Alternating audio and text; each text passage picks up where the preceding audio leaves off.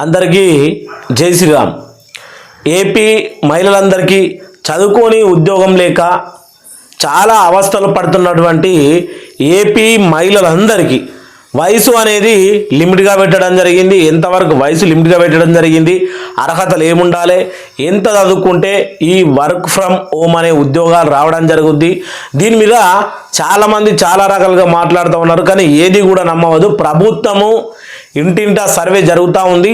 జరిగిన తర్వాత ఇంతకుముందు జరిగిన సర్వేలో ఎవరైతే మీరు ఓకే అని పెట్టినారో వాళ్ళకైతే ఖచ్చితంగా ఈ వర్క్ ఫ్రమ్ హోమ్ అనేది ఖచ్చితంగా ఇవ్వడం జరుగుతుంది. కానీ మీ అర్హతలు బట్టి ఖచ్చితంగా మీకు అర్హతలు అనేవి ఉండాలి. ఆ అర్హతలు ఏంటి, అలాగే వయసు ఎంత ఉండాలి, మనము ఏ రకంగా చదువుకుంటే ఏ పార్టీకి ఉద్యోగం అంటే దీంట్లో శాలరీ కూడా మన యొక్క చదువును బట్టి మన యొక్క వర్క్ను బట్టి అనేది మనకి ఇవ్వడం జరుగుతుంది.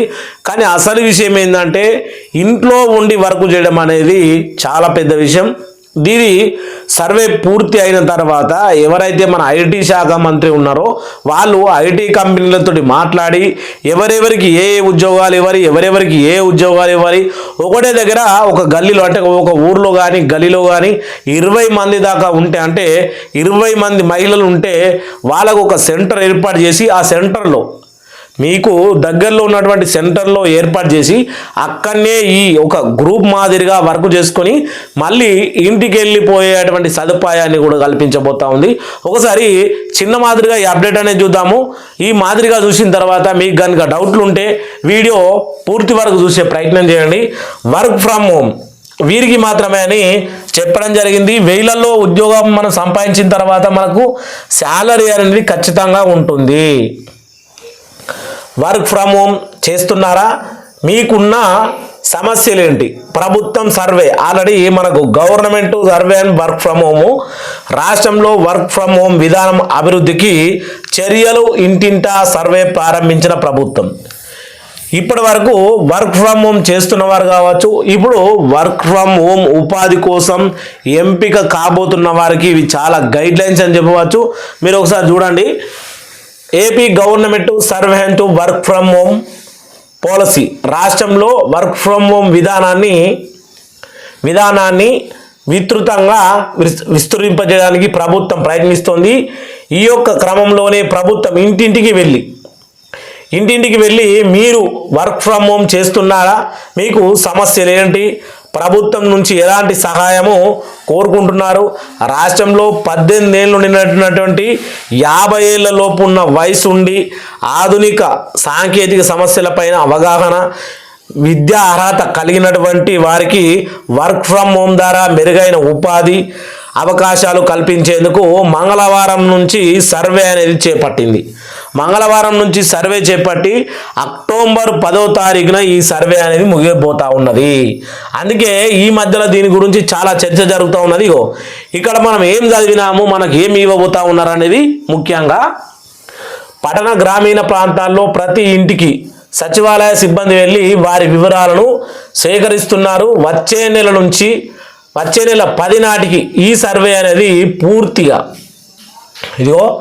ఈ సర్వే వచ్చే నెల 10 నాటికి ఈ సర్వే పూర్తి చేస్తారు. ఆ తర్వాత ప్రభుత్వ కార్యాచరణ రూపొందించి అమలు చేయనుంది. విధి విధానాల సమస్యల ద్వారా ప్రస్తుతం ఇళ్ల నుంచే పనిచేస్తున్న వారికి మెరుగైన సదుపాయం కల్పించాలని ప్రభుత్వం నిర్ణయించింది.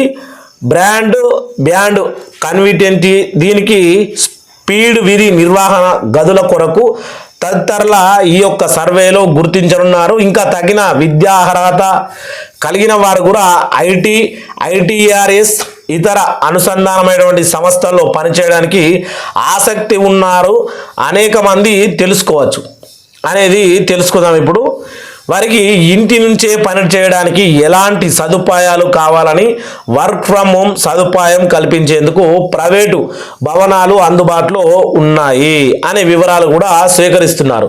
అంటే మన గల్లీలో ఏమైనా ప్రైవేటు భవనాలు కూడా సదుపాయాలు ఉన్నాయా, వర్క్ ఫ్రమ్ హోమ్ చేసే మహిళలకు ఎవరైతే గ్రూప్ మాదిరిగా ఉంటారో వాళ్ళందరికీ ఆ వర్క్ ఫ్రమ్ హోమ్ చేసేదానికి ఆ బంగ్లాలో మనకు అన్ని ఏర్పాట్లు అనేది చేయడం జరుగుద్ది.